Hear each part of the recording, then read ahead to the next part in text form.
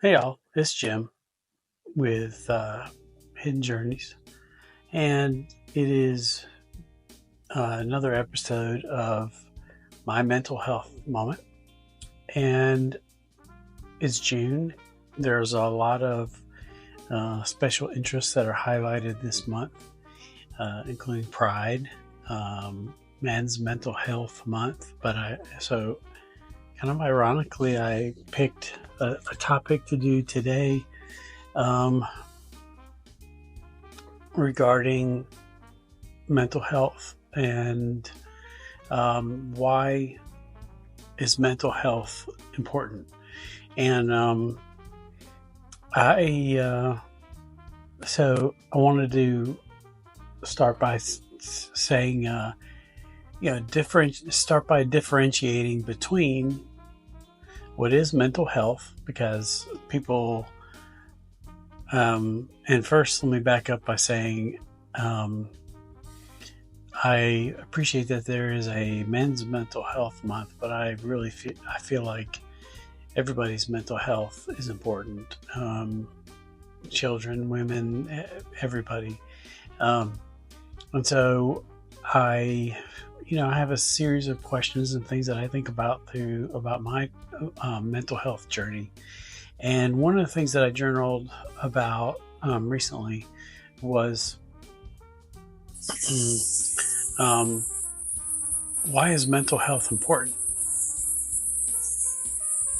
And I think everybody's got a different answer to that. And I would love to hear your thoughts and ideas in the comments about why you think mental health is important. But as I got to thinking about what that answer is, I thought, well, what is mental health? So here is a definition of mental health. Mental health is a state of well-being in which the person realizes his or her own abilities, can cope with the normal stresses of life, can work productively and fruitfully, and is able to make a contribution to his or her own community. As opposed to the definition of mental illness. Mental illness is defined as a health condition that affects a person's thinking, feeling, behavior, or mood. Such conditions may affect someone's ability to relate to others and function each day. And so, why is mental health important? For me, I didn't think it was. It didn't used to. I used to think that, I'm Gen X, raised to stifle all of my emotions, and in my 20s, and experienced some life and some trauma and death and destruction and real hardship, and became a prolific alcoholic to deal with my trauma. I thought, I should be able to control all the things that are going on in my brain. I can control my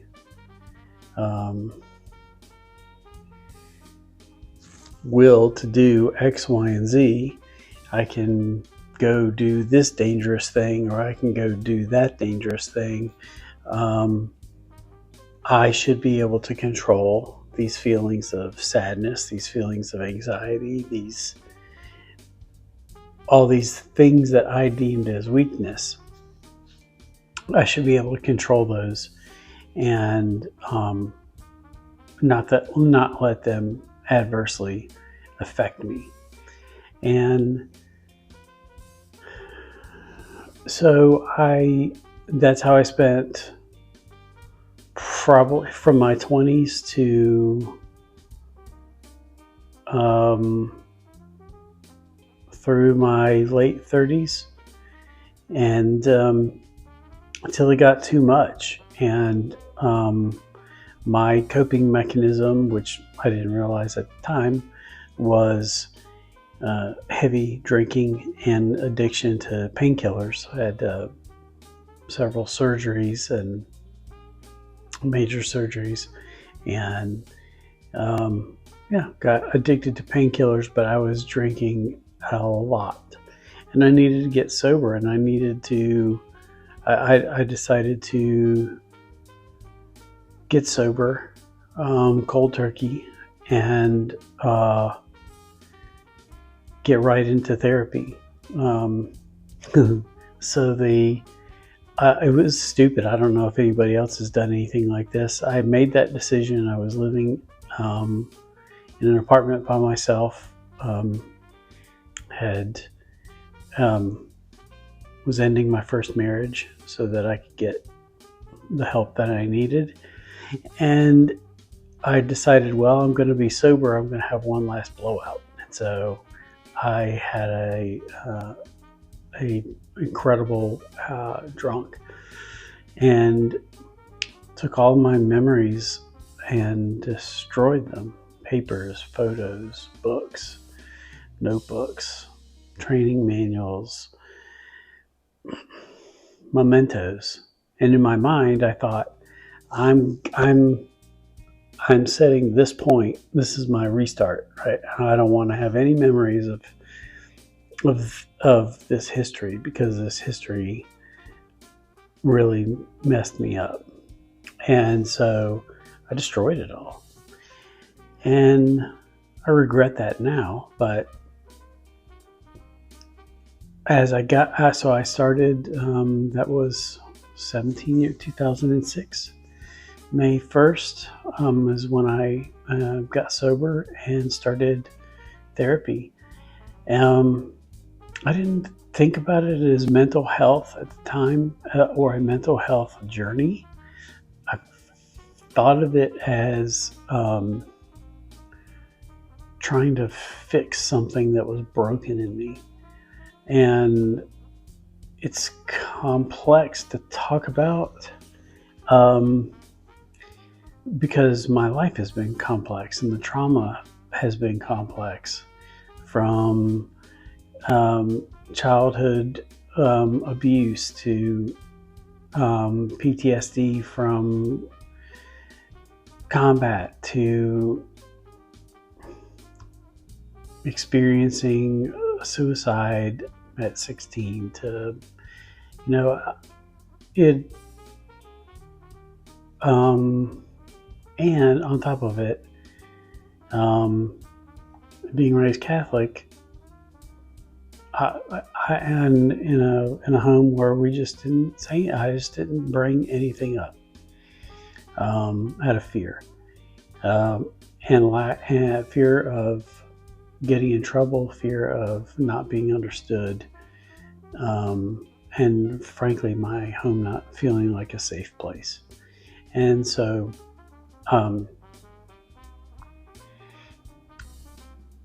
at the time, I didn't think of this as a mental health thing.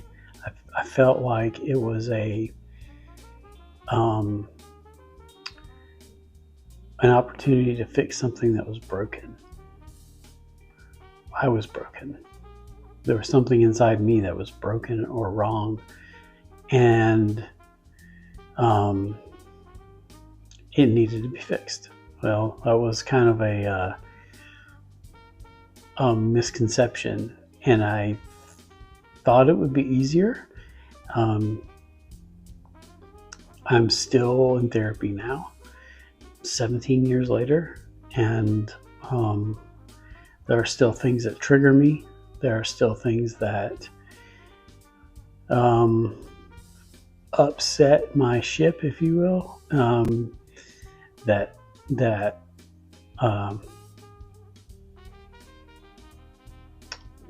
can cause some setbacks, and I've experienced that recently, and am working through that. But I've also it's also complicated with the fact that I've had 5 traumatic brain injuries, and so that there's some brain processing, and so I'm trying to understand how all of those things play in together in this stew in my head. But what mental health means to me, and why is mental health important? See, I already forgot the fucking topic. What the fuck? Anyway, both of those kind of go hand in hand. Why is mental health important?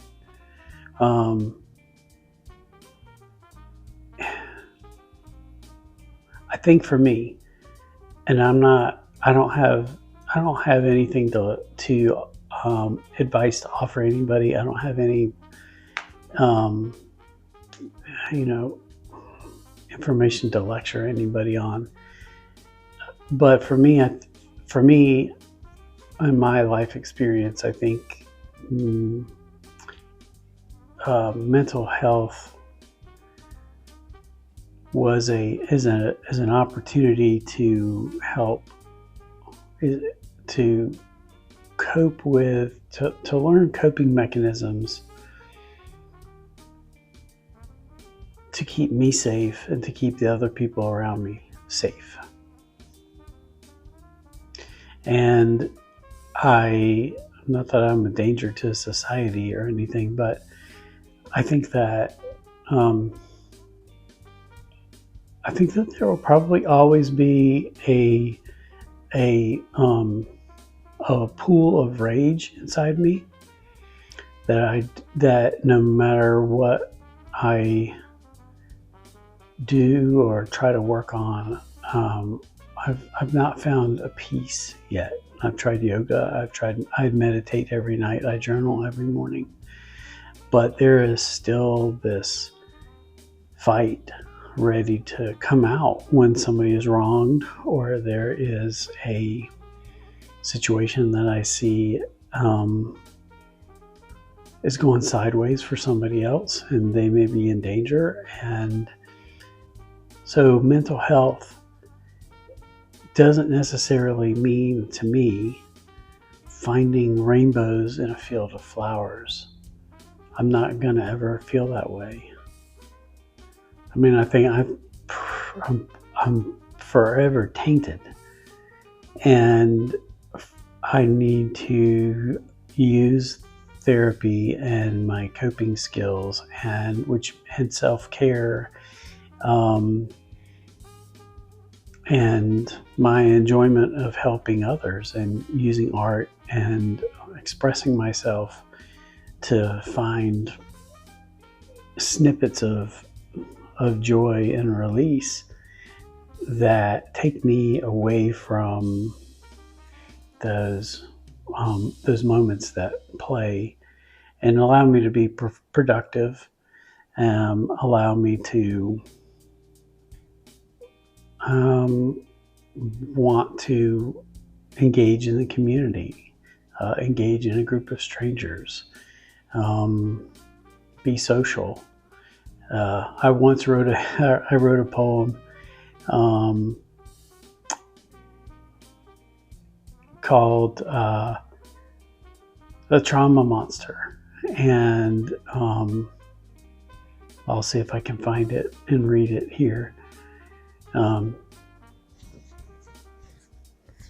But it describes how I think people see me when I'm just out in public. And it's just because of what I've experienced in life. And I think everybody can see that in my outward appearance, like beyond resting bitch face, it's okay. So I could not find my piece on the poetry piece that I wrote on the trauma monster, and it's really bothering. But I did find another one that may add some levity to your mental health journey. Um, and this is called Ride the Bus. Um, so, okay, I'm reading. So, my therapist paints a picture of me driving a bus full of my emotions. Some act up, and when they do, you have to tell them to sit down. This is supposed to help me. Well, today, I don't give a fuck is driving the bus. He's had shots of tequila and headed to Mexico like a bat out of hell. He's got a gut full of everyone's bullshit, is hemorrhaging despair, and no one has a tourniquet. Sit down back there, compassion. You fucking got us here. Self-preservation is riding shotgun and is controlling the music, passing out drinks and shooting the warning signs as we drive by. Ruthlessness, duct tape Fear's mouth shut and tie him down. Passion, press your bare ass against the back window at the cops because today I don't give a fuck is driving the bus. Kind of how I feel some days. Tell all those things to shut up. Recognizing the things that I've done, the emotions that have gotten me here, and, ride that bus full of wildness, drunk to Mexico. So, anyway, it was kind of a fun way to express everything that's going on in this soup up here.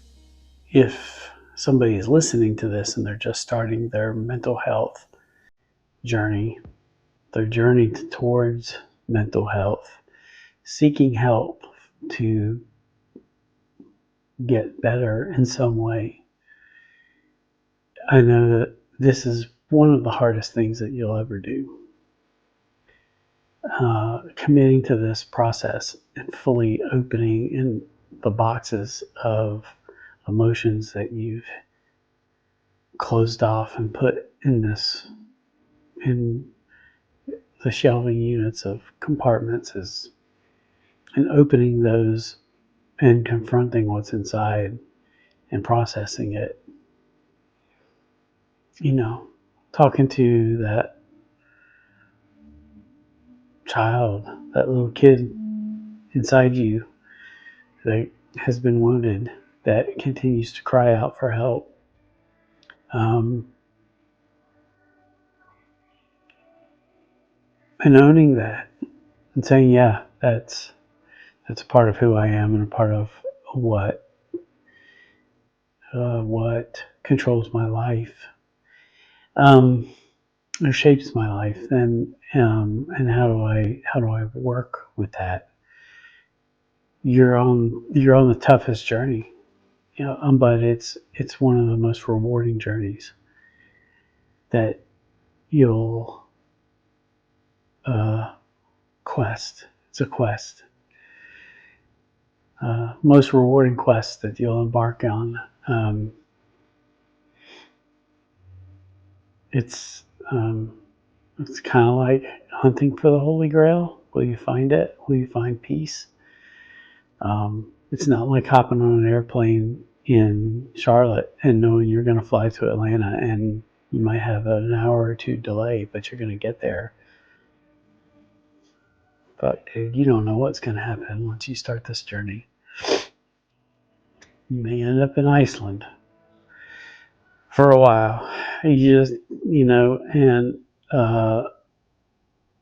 but you could come out of this with some really cool skills and some really cool epiphanies and changes in life direction and realization that you've got skills you didn't know you had, like I did with discovering photography and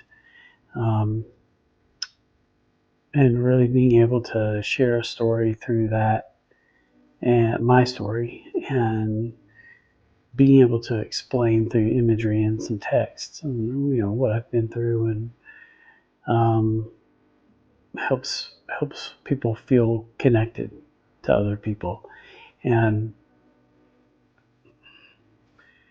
I think ultimately that's all we want to do, is feel like we're not alone. And I think that's the other importance of mental health. A good mental health journey is to connect to people that to connect, but not be dependent, codependent on other people uh, for your journey. But having people there to support and to try to get you, and you get them. But at the end of the day, you're on your own journey. You've got to do your own work in trying to answer that question: why is mental health important? Um, God, there's a myriad of answers. I don't even have one.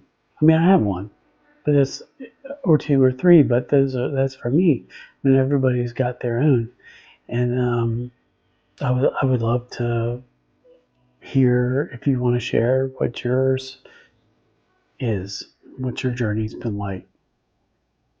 Um, and if you are on this journey, congratulations, and I wish you all the strength and perseverance that it's going to take. I'm not wishing you luck. You're just going to do it. So I'm wishing you strength and perseverance. So enjoy your day. Thanks for listening.